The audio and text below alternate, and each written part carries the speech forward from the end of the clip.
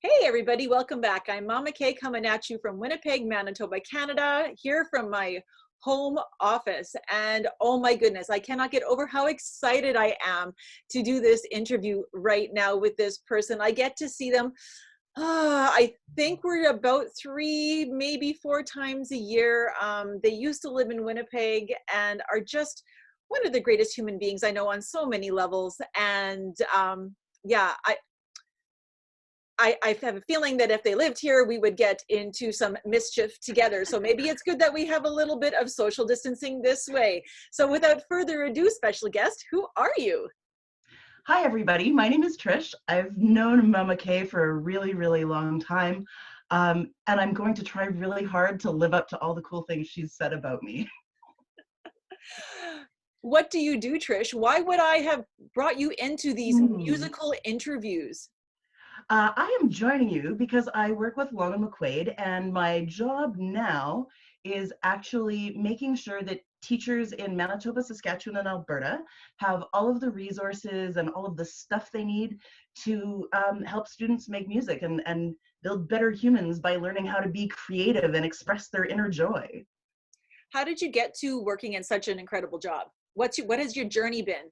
Completely by accident. I was in university. I was working on a science degree because I was going to study toothed whales. I was about halfway through my undergrad when I realized, no, yeah, this is maybe not my deal. So I did some aptitude testing and I found out that I should be dealing with people. And then I kind of tripped into this job years and years ago at a store called St. John's Music, where I actually met Ms. Kosheluk. And it just kind of went from there. And when I left there, I wasn't ready to leave my people yet. So I went over to Long and McQuaid, and they've been really amazing about letting me kind of build whatever job makes sense for everybody. I started out just working in the store in the band department. And then I realized that it was really important to be able to go out into schools and find out what teachers needed and what students needed and how we could make that work better for them. And then once we got to that point, I did that for a long time for Manitoba. There was one of me and 300 band teachers. It was awesome. All kinds of fun, did a lot of traveling, a lot of road work, but I got to see so many amazing things and so many students making so much great music. I couldn't not do it. So then it got big enough that we hired another person, and I started doing things to support what was going on in other provinces as well as looking after stuff in Winnipeg. And then about almost 10 years ago now, I moved to Calgary and have been sort of building that out here. And then about 3 years ago, my job changed so that I had all 3 provinces and could be traveling back and forth and doing all of that again. So it's a very musical job, but we haven't talked about the musical you. So, It's because true. obviously you have music in your soul to want to have a job that you have right now. So can you take us way back to when Uh, we were meeting baby Trish, and Baby Trish. what was your musical journey? I had a really neat musical journey, actually. I did not realize that I was a musician until I was about 25. But it's not because there wasn't music in my life. My dad's a guitar player, and when I was a really small child, our house was always full of music on the weekends. People would come over and bring their instruments and just play. They actually had a song that they played when it was time for me to go to bed, and the grown-ups then did grown-up things and I went to bed, but they always got together and played this tune when it was time to go to bed. And I assumed that was normal.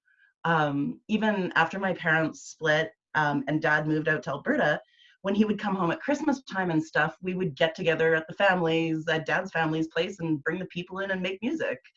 And I am so grateful that I had that, but I just thought it was normal. I didn't think it was anything different. I didn't think it made me a musician. I didn't think anything like that. My mom is a teacher and is very fond of and familiar with the benefits of music and of playing with others. So when I was 5, I started playing the organ because that's what the cool children do, right? You know, cool children don't play piano, they play the organ. um, so I played the organ until I was old enough to get into band. And I started on the Barry sax, much to the chagrin of my music teacher, because I had like 8 years of organ lessons, and she really wanted me to do something cool like oboe or French horn, but bari sax spoke to me, and I think it's a personality thing. I like to be the harmony and the color underneath that supports the really cool, bright, sparkly things that are going on the surface. So I love that instrument. I can't play it anymore because I hurt my jaw, but it turns out that I'm actually not a bad singer. So in my 20s, I discovered that I'm a singer and started playing shows and continuing to sing with my family. And I haven't done a lot of personal musical stuff now that I'm in Alberta, but every time I come home, we all still get together and play.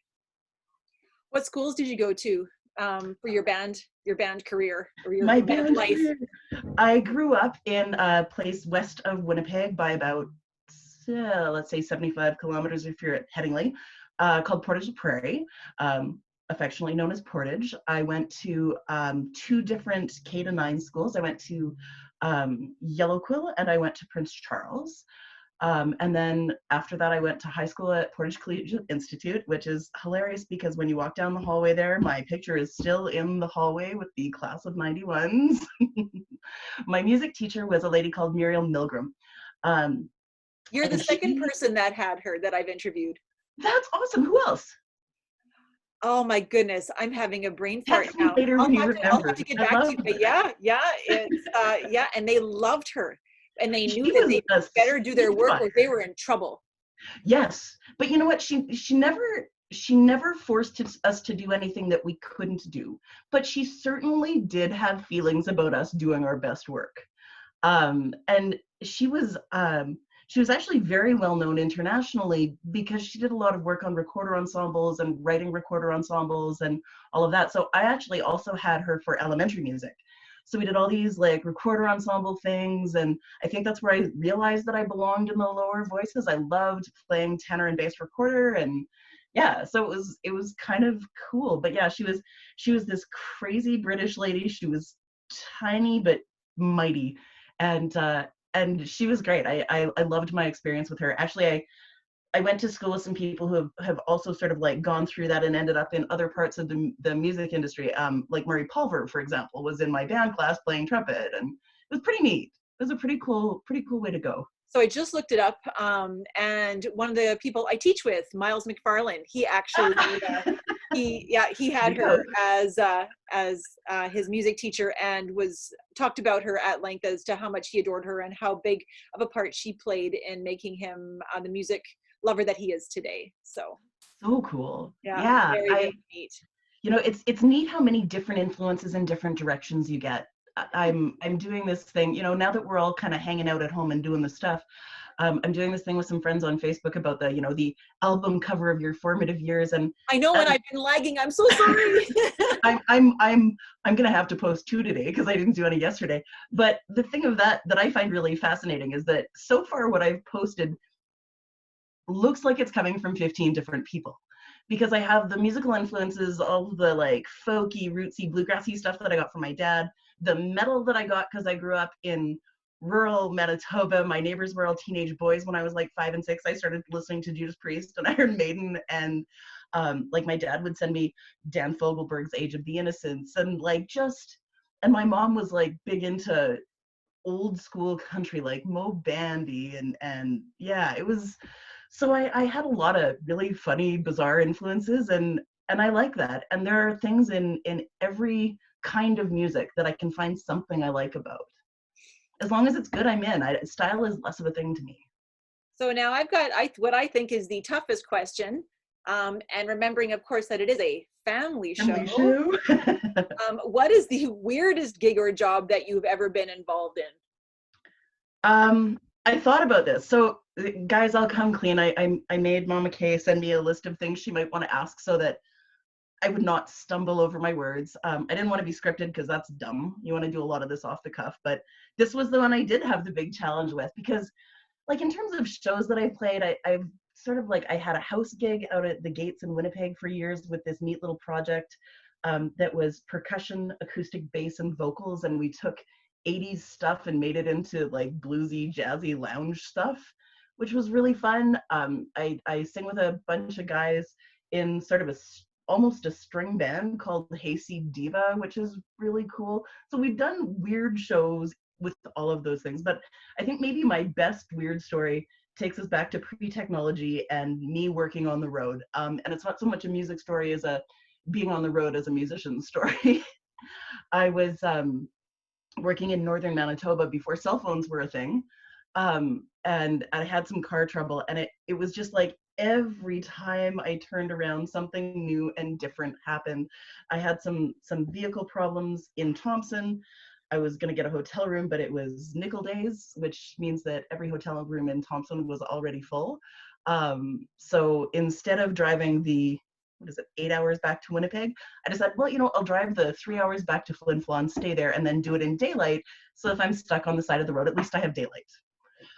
So I started driving back toward Flin Flon and then stopped for gas, filled the oil, did all the things that I needed to do. And then I was probably 150 kilometers away from the gas station that I'd stopped at.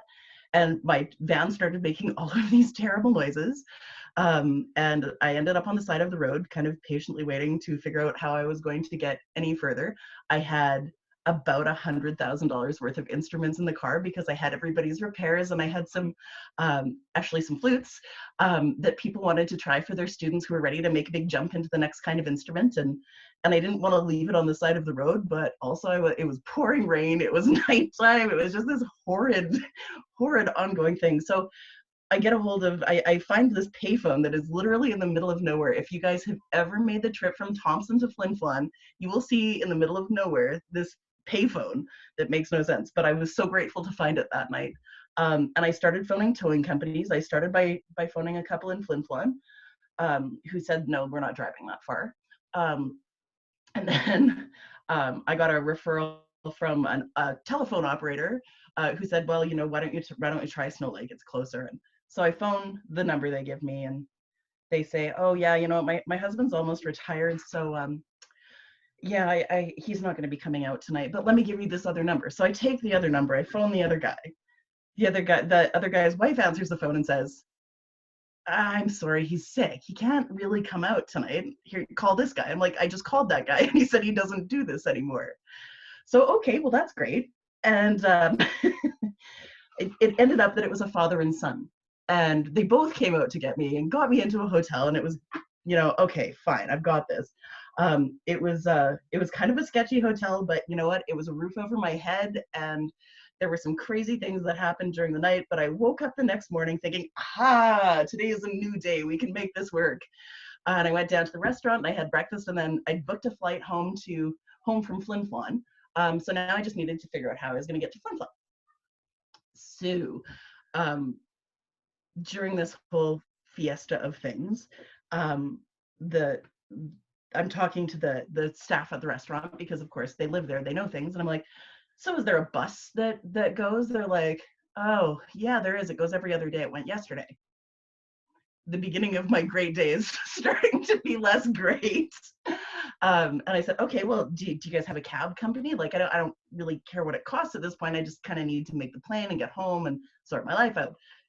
Yeah, no, we don't. But we've got a lot of guys that go in and work at the mine in Flin Flon. I'm sure you can catch a ride with one of them. I'm like, yeah, sure, great, no problem. I don't mind paying them. We got this. Oh, you know what? It's grad today, so nobody's actually going into work because in a town that small, it basically shuts down for grad, right?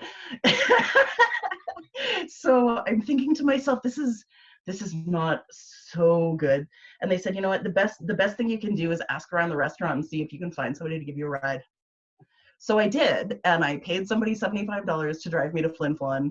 And then I got home, and my husband picked me up at the airport, and I got home and I walked in the back door, and my oldest kid was in the basement. He was playing in a hardcore band at that point.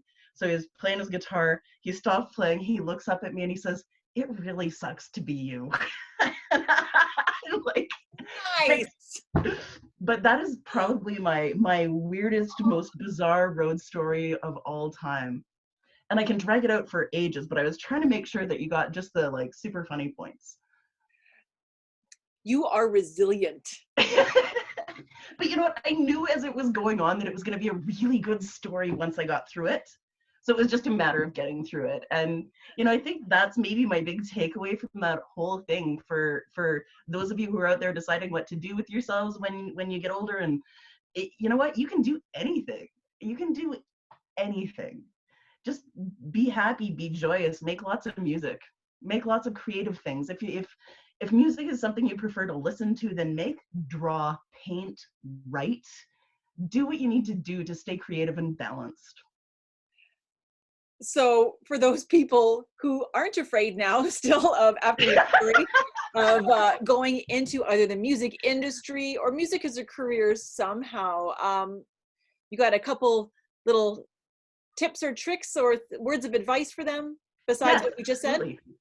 My thing on that is get to know everybody and realize that this is a very close-knit community, insanely close-knit. Everything that you do, somebody somewhere is seeing and noting. And I don't mean that in a bad way. When you do great things, somebody's noticing those cool things. And then when you get into university and you want to do this or you want to try that, there are people out there who know about it. And the people who've been doing this forever, I'm not going to mention how many years I've been in the industry, but we're always happy to help you guys get started and do new things. I have a team of people who do the job I used to do now. I've got 13 of them. And they're amazing human beings. And I want them to go out and be successful and make all these amazing relationships like I had the opportunity to do. So I would say my best advice for moving forward, if you want to be in music and honestly in life, is to build a network and to get to know people. And don't be afraid to go to talk to somebody who's really good at something and say, how'd you do that? What do I need to know? Most people in the industry are incredibly approachable and generally surprisingly humble. Well, you are one of the lights of my musical journey. And I feel so lucky every moment I get to spend with you. So thank you for taking time out of this crazy time to talk to me. I love seeing your face and hearing your voice. And just thank you so much, Trish. I am so flattered that you asked. I'm so glad I got to meet, at least virtually, some of your students. So cool. And also, many of our friends will be watching this, so I know that hearing is going to bring a lot of sunshine to their day as well. Awesome. Well, if you happen to be one of the people I've known for 1,000 years, it's so great to see you, and I love you benches. And again, if you're a new friend and we don't know each other yet, it's so great to see you, and I'll probably love you benches. Much love to you, Trish. You bet. Take care. Bye.